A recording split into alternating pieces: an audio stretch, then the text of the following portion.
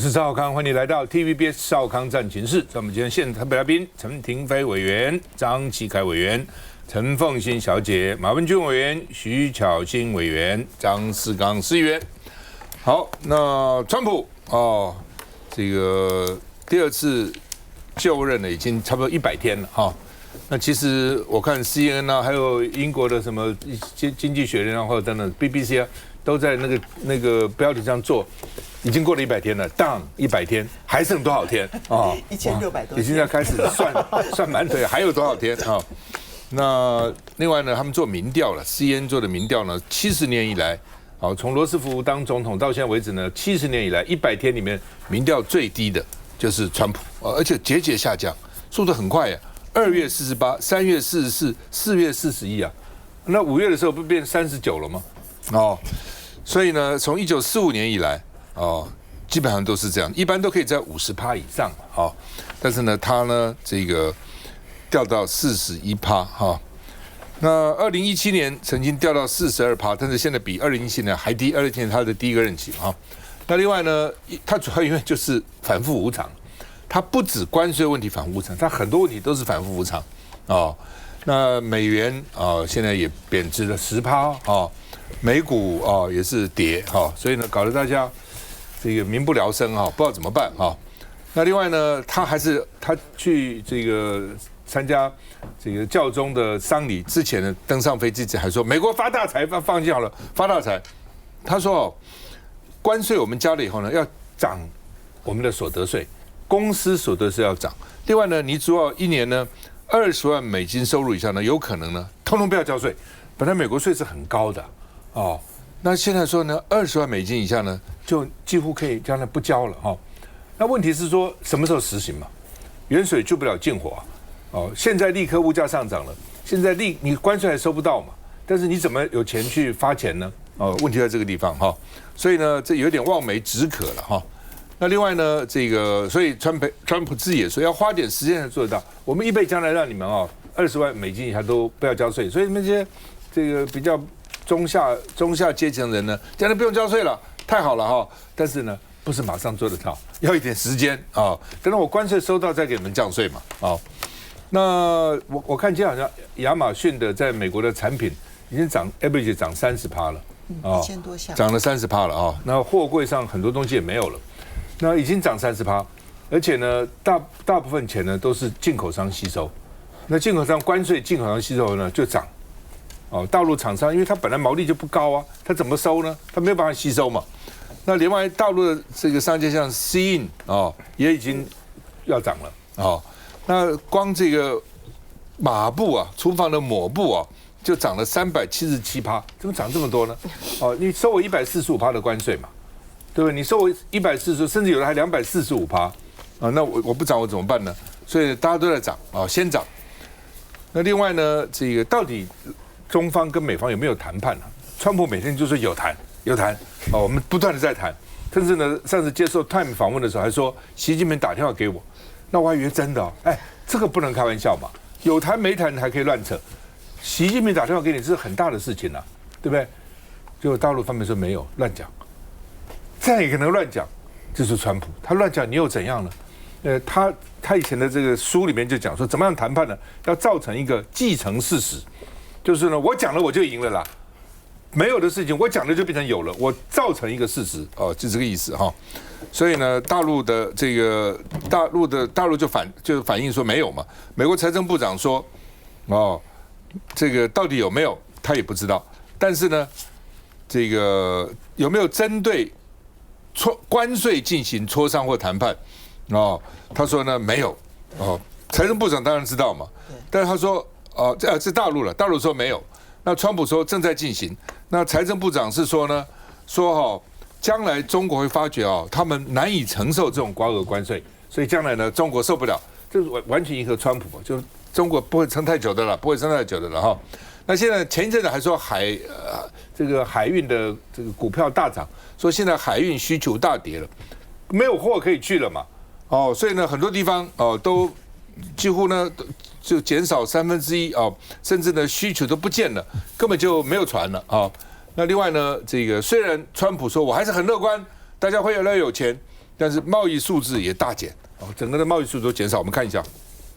美国总统川普这个月底上任即将届满100日，不过民调数字却差强人意。Tuesday will mark President Trump's 100th day in office. We have a brand new CNN poll showing Americans are turning on him after propelling him back into office just 6 months ago. According to this brand new poll, Trump's approval rating now standing at just 41%. To give you some context, that is the lowest for any president at this point in his term in the history of modern polling. 支持率不到50%，关税政策成致命伤。美国财政部长接受外媒访问，谈到美中关税，只能再度喊话中国尽快协商。The China tariffs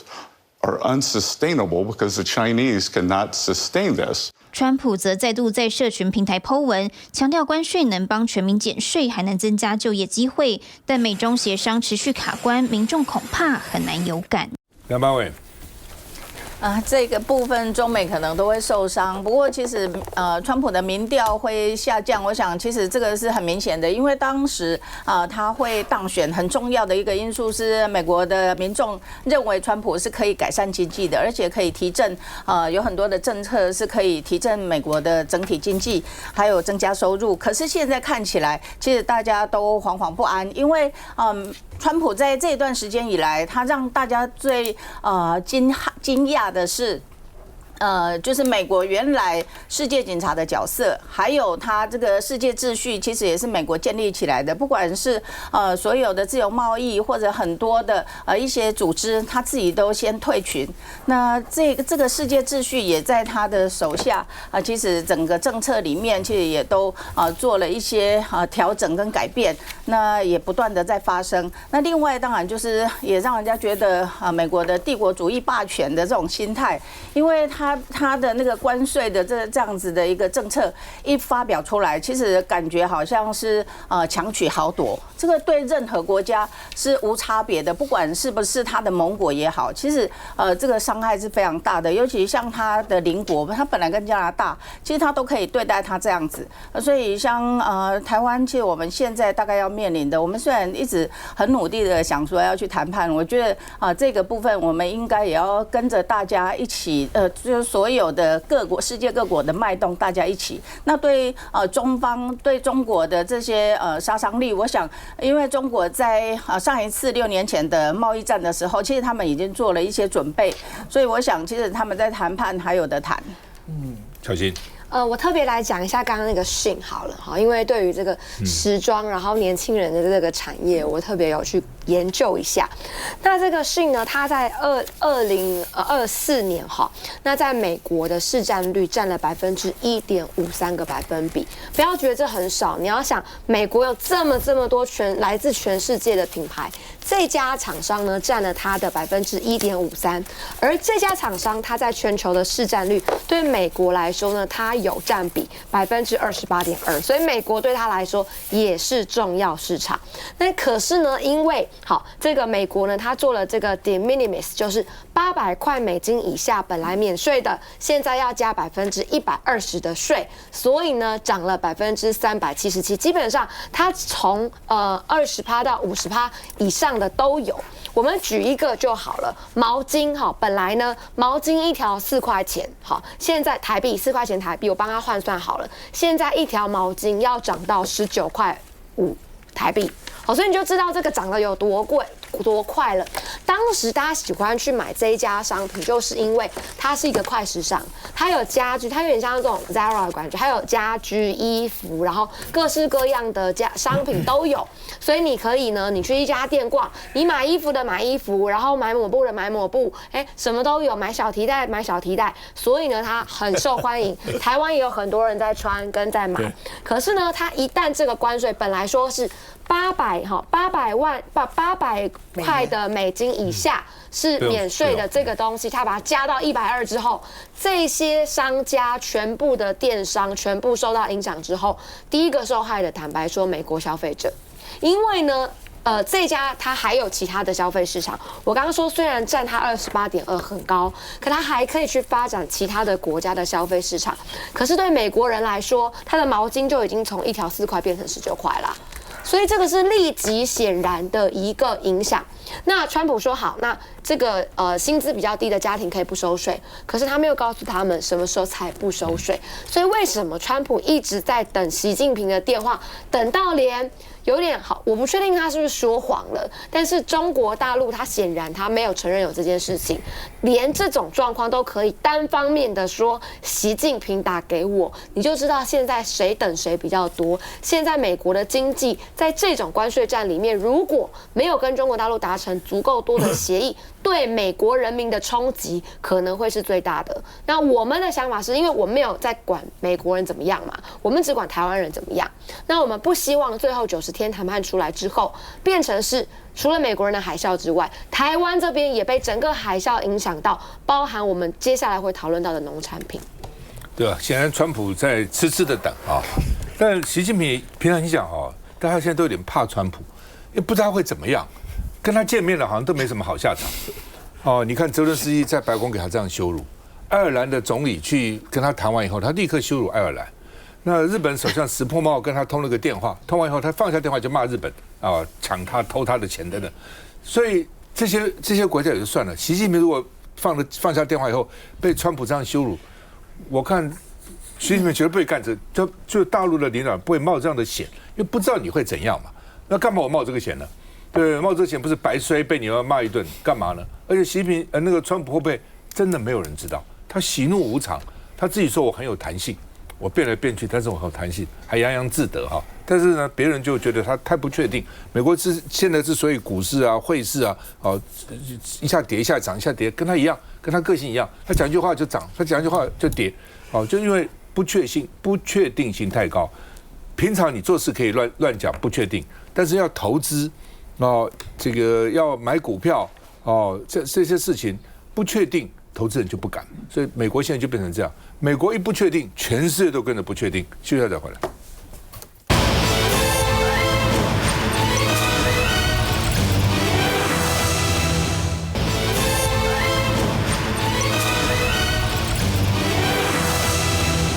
好，到底这个川普跟习近平谈了还是没谈？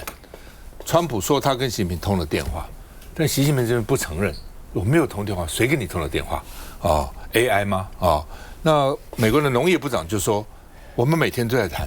为什么？他说我们每天都跟中国还有跟其他99个到100个国家进行谈判，有可能是低阶的或是中阶的，他每天可能有一些什么进口什么买什么那但是呢？高阶到现在为止好像没有本来大家在看中国的人民银行行长到美国会不会趁着参加会议的时候呢，跟美国财政部长谈，但现在财政部长也说不知道到底有没有谈，不知道川普有没有跟习近平谈，不知道事实上这川普都自己决定嘛。美国的问题是说，你下面再怎么谈，到川普一声令下就给你否决了川普都自己干的那另外呢，这个说大陆的子弹不会一次打完，然后说习近平呢，他说要适当的时机要降准降息所以呢，货币政策不会一次都拿出来慢慢的拿那当然也有美国华尔街的这个重要的人士说呢，说时间不站在中国这边，时间站在美国这边，因为你卖我东西比较多，你中国嘛，那你不卖，你去分散市场那么好分散的，对不对？你价钱要不要降低其他国家也都想抢其他地方的市场所以有些人还是认为说时间，因为美国是买主买主我怕什么呢好吧，这个反正有不同的意见那另外呢，日本的执政党的要员很罕见，因为日本跟中国之前也不是很好相继访问中国，说是不是要为石破茂日本首相跟习近平来见面来铺路那中国的学者就说呢，说这是务实回应美国征关税，因为美国征关税也不会因为你日本就对你好甚至还要跟你谈这个军费的问题我们美军在日本将近5万人每年花多少钱你日本要不要买单？你要付多少那另外呢，这个美国不买，这个大陆不买美国的大豆了。美国是全世界大豆出产量最大的，中国是全世界大豆进口量最大的那所以呢，这个他现在呢不买美国大豆，买巴西的大豆，说4月就有40艘次巴西的大豆船呢停靠，光舟山港就停了这么多，其他港有没有不知道，可能也有所以呢，这个比去年4月只有27艘，现在增加48%但是呢，这个美国现在几乎不进口了，所以美国农民就要哀哀叫了哦。美国农民，因为美国是大农制啊，哇，在空中撒种、空中喷洒农药等等哦，所以它一生产很多，不像台湾本来田就不大了，一个爸爸如果再生3个儿子，再每个人分1/3，然后中间还铺个田埂，那连我们的农业机械都很难哦，一家都很难，都要大家合起来。然后来租一个农业机械来使用等等哈，所以大农跟小农那个成本是完全不同的。我们看一下，美中关税战到底双方谈判没？全球紧盯。川普多次宣称已经和中国大陆有对话，但白宫高层说法不一。I don't know if President Trump has spoken with President Xi. I know they have a very good relationship and a lot of respect for each other. 美国财政部长接受外媒访问，谈到美中关税，只说在国际货币基金组织年会期间接触了中国经贸官员，但强调双方没有跟进关税问题，只讨论了金融稳定等议题。不过就在同一天，美国农业部长接受访问时则表示，美国与包括中国在内的100个国家每天都有保持沟通。You said that there are talks with China every day. Who are the talks with and at what level? Because the Chinese are saying that's not true. Well, according to our team in Washington, the conversations are ongoing regarding multiples of trade, but here multiples of the trade goods that are coming out and going in. 美中谈判情況不明朗，但大陸官員持續對美國關稅新政言辭抨擊。王毅尋日喺哈薩克阿拉木圖出席中國中亞外長第6次會晤，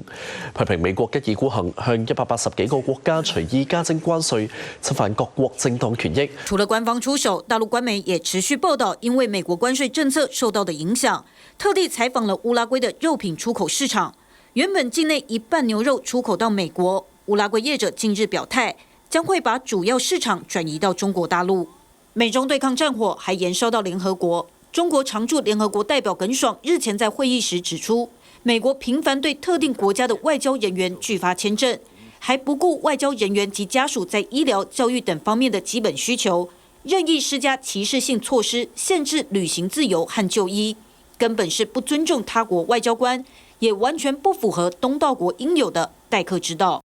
来，田委员怎么看？其实从4月2号，川普公布了这个关税的部分。其实大家知道说，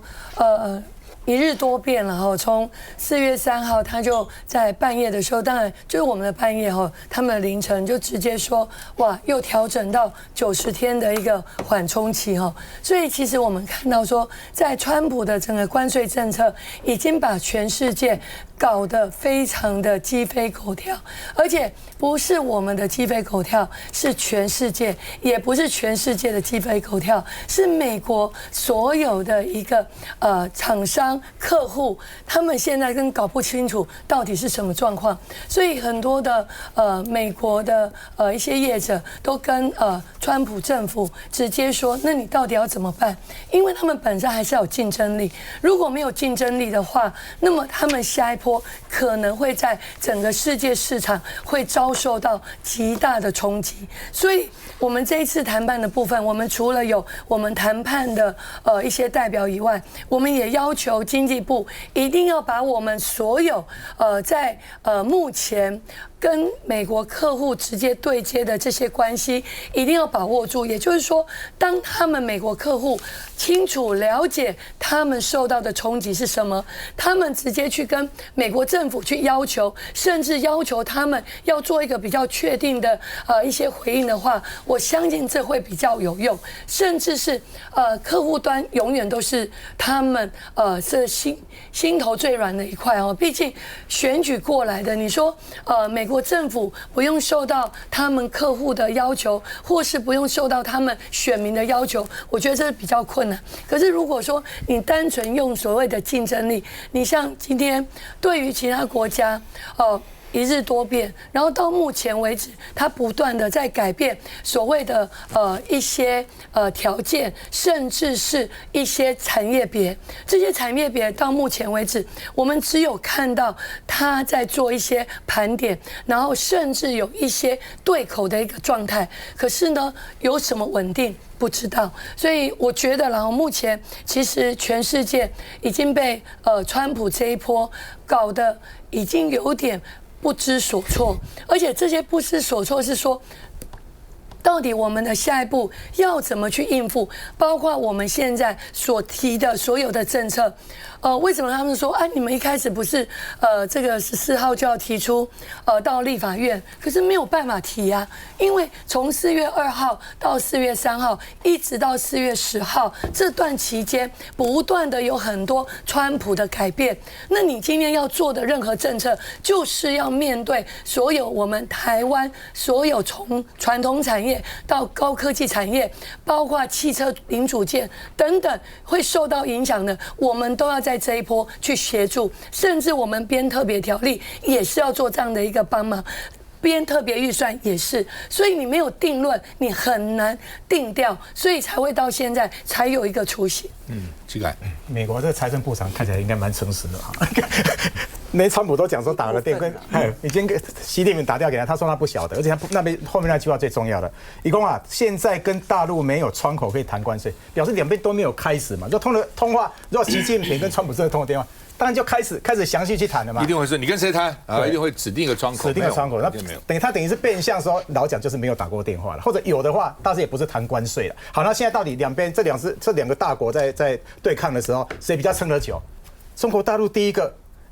他比较能吃苦，对不对？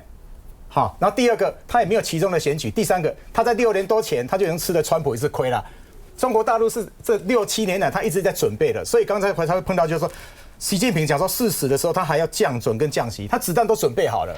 他已经准备了6年都在等你嘛，所以看起来中国大陆那边应该是会撑比较久的，而且现在看起来川普这个处境是困难的。你刚刚在讲这个民调，我们看这个民调，我们都讲百日维新，一个总统上来以后100天你要做出一个成绩嘛，结果他现在有3个很大的危机，第一个他创了川普这个民调是创了70年来的新低，而且他刷低了。上次那个刷那个新低就是42%，就是他上次第一任的时候，现在创新低哦。第二个，他就节还在下降哦。2月份往下掉了3%，3月份往下掉3%，2月份的时候掉7%，他还是刚刚赵大哥讲的，他还是在下跌当中。另外，表示支持的人只有强烈支持22%，反对了多少？强烈反对多少？45，超过2倍。而且他为什么能够当选赢那么多票，就是因为以前美国的经济不好嘛，他认为说川普拼经济是比较有力量的，结果他到目前为止又掉了5%，只有39%的那个美国的民众说他有可能，所以来讲他是步步的这个危机的哈。那老蒋，我现在在想一个很大的问题，川普的民调这么糟，那100天民调掉成这样子，那对我们台湾到底好还是不好？看起来不见得好现在我们的代表团急着要去跟川普的这个谈判，那川普一定更狮子大开口了。好，所以第一个，我们的采购跟我们的这个投资，搞不好这个额度都要增加的，甚至经过的额度都要增加的。老讲我们老讲这次这个美中这个大战对我们来讲，我们一定是在里面，一定是不只是左右为难。好，一个是900，一个939的，然后739，一个699，我们一定是受伤的啦。所以我觉得我们不要任何的这个侥幸，因为我们看到川普这状况不好，可是相对的中国大陆现在的整个经贸状况，他也受到一个很大的一个冲击。然后讲，可是这两个受到这个困难的时候，我们台湾处境也会非常艰困，我们自己一定要自求多福的。川普的问题是他下面的部长都不知道他要干什么，而且都比他差大概20岁，他部长大概50岁左右，所以呢都在拍他马屁。他只要讲什么，不管那些部长现在说什么，只要川普一变，他们就跟着变，他们也不敢坚持。就像前一阵那个国防部长，把我笑死了。国防部长已经在那个 Signal 里面透露好几次不应该透露去打也门这些资料嘛。然后第二次在透露的时候呢，人家就问国防部长说呢，这意思是说你要不要犯错，要不要负责？他说我负什么责？他说他们这些人从一开始我就任第一天就开始打我，他们是想去打川普啊。